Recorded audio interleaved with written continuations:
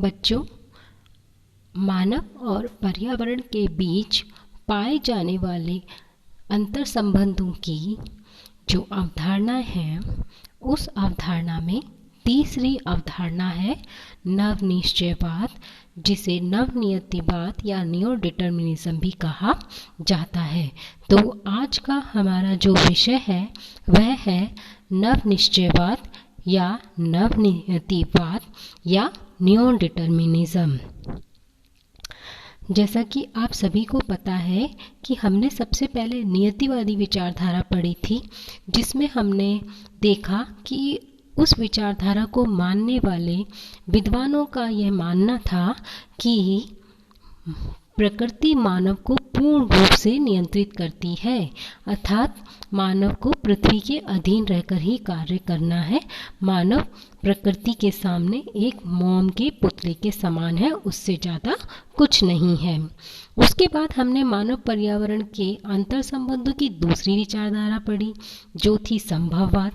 अब ये संभववादी विचारधारा कहती है कि मानव और प्रकृति के बीच में जो संबंध पाए जाते हैं उसमें प्रकृति से ज़्यादा मानव शक्तिशाली है, अर्थात मानव के पास बुद्धि है, विवेक है, बल है, अर्थात मानव अपनी बुद्धि और विवेक के अनुसार प्रकृति में परिवर्तन करने की क्षमता रखता है। अब इन दोनों विचारधाराओं के बाद एक नई विचारधारा का उद्भव हुआ था। उस विचारधारा का नाम ही है नवनिश्चयवाद। संभववाद की अतिवादी विचारधारा से उत्पन्न अंतर्विरोधों के कारण ही इस विचारधारा का जन्म हुआ था, क्योंकि संभववादी विद्वान ये मानने लगे थे कि नहीं, मानव प्रकृति में अपने अनुसार पूर्ण रूप से परिवर्तन ला सकता है, अर्थात उन्होंने ये माना था मानव शक्तिशाली है, बलशाली है, वो प्रकृति को अपने अनुसार परिवर्तित कर सकता है।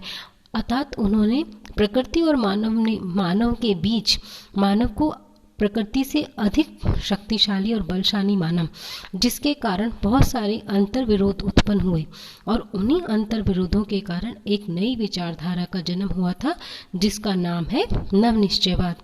प्रकृति की प्रति उपेक्षापूर्ण व्यवहार से उत्पन्न विकृतियां ऐसा सोचने के लिए बाध्य हैं। यह हम मान लें कि मनुष्य जो चाहे वो कर सकता है, पूर्ण रूप से गलत है। प्रकृति के बढ़ते दबाव के कारण पर्यावरणीय अवनयन पारिस्थितिकी गुणवत्ता को नष्ट करने लगा है, जिसके कारण आज मानव सहित सभी जीवों का अस्तित्व क्या हो गया है, खतरे में पड़ गया है। अतः मानव का विकास प्रकृति के सहयोग में निहित है, ना कि उसकी विजय में। प्रकृति की उपेक्षा से उत्पन्न पर्यावरणीय कठिनाइयां अब भयानक रूप लेने लगी हैं। अतः तकनीकी मानव जो है उसे प्रकृति की सीमाओं में रहकर ही अपने उन्नति का मार्ग ढूंढना चाहिए। मानव एवं पर्यावरण संबंधों का नवीन दृष्टिकोण यह है कि मनुष्य को अपने निजी क्षेत्र में उपलब्ध जितने भी संसाधन हैं उन्हीं पर आधारित रहना चाहिए और उनका दोहन भी इस प्रकार करना चाहिए जितना कि वो प्रकृति को पुनः लौटा सके, ताकि संसाधन जैविक तंत्र से पुनः चक्र आरंभ कर सके। इसी विचारधारा को नवनिश्चयवाद, आधुनिक निश्चयवाद, न्यू डिटर्मिनिज्म के नाम से जाना जाता है। न्यू डिटर्मिनिज्म, नवनिश्चयवाद या नवनियतिवाद की इस विचारधारा का जो प्रतिपादन किया था वो सबसे पहले ग्रिफिथ टेलर नामक विद्वान ने किया था, और इन्होंने इस विचारधारा को रुको और जाओ नियतिवाद, स्टॉप एंड गो डिटर्मिनिज्म कहा था। अब नियतिवाद की विचारधारा क्या कहती है? यह विचारधारा ये कहती है कि ना तो पूर्ण रूप से प्रकृति मानव को नियंत्रित कर सकती है और ना ही पूर्ण रूप से मानव प्रकृति को नियंत्रित कर सकता है, वरन उनके बीच का मध्य मार्ग इस विचारधारा ने या इस अवधारणा के विद्वानों ने सुझाया है।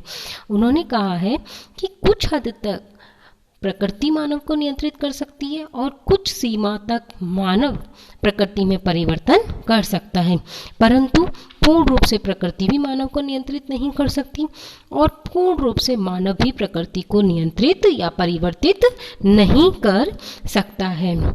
इस नवनिश्चयवादी विचारधारा को टेथम नामक विद्वान ने क्रियात्मक संभववाद का नाम भी दिया है। ग्रिफिथ टेलर ने एक पुस्तक लिखी थी जिस पुस्तक का नाम था 20वीं शताब्दी में भूगोल, ज्योग्राफी इन 20th सेंचुरी। इसमें उन्होंने साफ कहा था कि वास्तव में ना तो प्रकृति का ही मनुष्य पर पूर्ण नियंत्रण है और ना ही मनुष्य प्रकृति का विजेता है। दोनों का एक दूसरे से क्रियात्मक संबंध है। मानव उन्नति के लिए यह आवश्यक है कि मनुष्य संबंधों का उचित विश्लेषण इसी मार्ग द्वारा संभव है। अर्थात कहने का मतलब ये है कि ना तो प्रकृति पूर्ण रूप से मानव को नियंत्रित करेगी और ना ही पूर्ण रूप से मानव प्रकृति को नियंत्रित करेगा, वरन दोनों के बीच में क्रियात्मक संबंध पाया जाता है। यही इस विचारधारा का या अवधारणा का सार है। नवनिश्चयवादी विचारधारा को मद्देनजर रखते हुए विश्व के अर्थशास्त्री भी यह मानते हैं कि जनसंख्या को देखते हुए संसाधनों के उपयोग पर अंकुश नहीं लगाया जा सकता।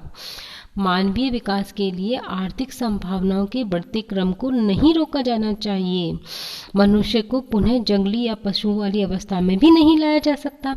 इसीलिए आर्थिक प्रगति आवश्यक है, परंतु हमें आवश्यकताओं की पूर्ति के लिए अनेक ऐसे संसाधनों का उपयोग करना चाहिए जिनका नवीनीकरण प्राकृतिक या मानवीय रूप से अधिकाधिक संभव हो सके।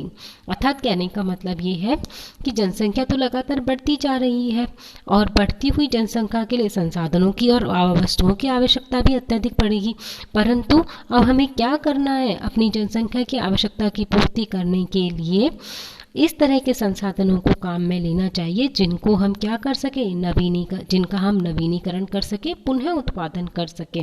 और आज इसीलिए जितने भी विकसित देश हैं उन सभी विकसित देशों में इस्पात एवं अन्य धातुओं का पुनः चक्रीकरण किया जाने लगा है। जल का भी पुनः चक्रीकरण आरंभ हो गया है। पेट्रोलियम जनित रासायनिक पदार्थों का कम उपयोग करके या इनके स्थान पर ऊर्जा के नए स्रोतों को काम में लेकर भी हम वातावरण के साथ क्या कर सकते हैं, सामंजस्य स्थापित कर सकते हैं।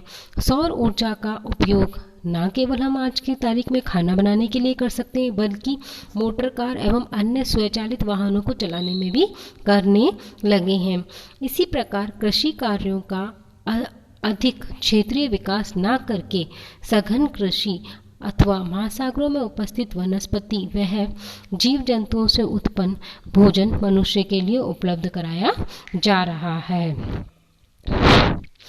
भूगोलवेताओं एवं अन्य पर्यावरणीय शास्त्रियों का यह मानना है कि यह विश्व एक इकाई है और इस संपूर्ण विश्व में इस इकाई रूपी पृथ्वी पर मानव और पर्यावरण के बीच जो संबंध होनी चाहिए वह पूर्ण रूप से मैत्रीपूर्ण होनी चाहिए, क्योंकि पृथ्वी पर संसाधन सीमित है और उनका नवीनीकरण भी समय लेता है। अतः यदि हमने संसाधनों का सीमित उपयोग नहीं किया तो मनुष्य प्रजाति भी उसी तरह से विलुप्त हो जाएगी जिस प्रकार से पृथ्वी पर से डायनासोर विलुप्त हुए थे। इसी को ध्यान में रखते हुए पर्यावरण की पोषणीयता को स्वस्थ बनाए रखना भी आवश्यक है। नियतिवाद का समर्थन करने वाले विद्वानों में सडार नामक विद्वान भी महत्वपूर्ण है, जिन्होंने अपनी एक पुस्तक लिखी थी जिसका नाम था the foundation of geography in the 20th century. इस पुस्तक में इन्होंने भी नवनियतिवाद का समर्थन किया था। अब मानव किसी बड़े अब ग्रिफिथ टेलर जो हैं उन ग्रिफिथ टेलर ने ये कहा, ग्रिफिथ टेलर ने मानव की तुलना एक ट्रैफिक पुलिस वाले से की है। जिस प्रकार एक ट्रैफिक पुलिस वाला आते और जाते वाहनों की गति को कुछ समय के लिए रोक जरूर सकता है, परंतु उनकी दिशा नहीं बदल सकता ट्रैफिक पुलिस वाला, ठीक उसी प्रकार उन्होंने कहा कि मानव जो है वो भी एक ट्रैफिक पुलिस की भांति है या यातायात नियंत्रक के समान है, जो गति को परिवर्तित तो कर सकता है, मतलब गति को कम या ज़्यादा तो कर सकता है, किंतु प्रगति की दिशा को नहीं बदल सकता। यही वाक्य रुको और जाओ नियतिवाद के दर्शन को व्यक्त करता है। और आज भी हम देखें तो हाल के वर्षों में विविध प्रकार के जो प्रदूषण हैं और उन प्रदूषणों के कारण जो कठिनाइयाँ उत्पन्न हो रही हैं वह प्रकृति की उपेक्षा को ही उजागर करती हैं। अर्थात कहने का मतलब ये है कि वर्तमान में अगर हम देखें तो ना तो नियतिवाद ही पूर्ण रूप से सही है, ना संभववादी विचारधारा पूर्ण रूप से सही है, वरन उनके मध्य का जो मार्ग है जिसे नवनिश्चयवादी विचारधारा कहा जाता है, वर्तमान परिस्थितियों में यह अवधारणा ही ज़्यादा उपयुक्त है। अर्थात ना मानव पूर्ण रूप से प्रकृति को परिवर्तित कर सकता है और ना पूर्ण रूप से प्रकृति मानव को नियंत्रित कर सकती है। दोनों ही एक दूसरे के साथ सामंजस्य बनाते हुए मैत्रीपूर्ण संबंध स्थापित करते हुए कार्य कर सकते हैं या क्रियात्मक संबंध स्थापित कर सकते हैं। यही इस विचारधारा का सार है।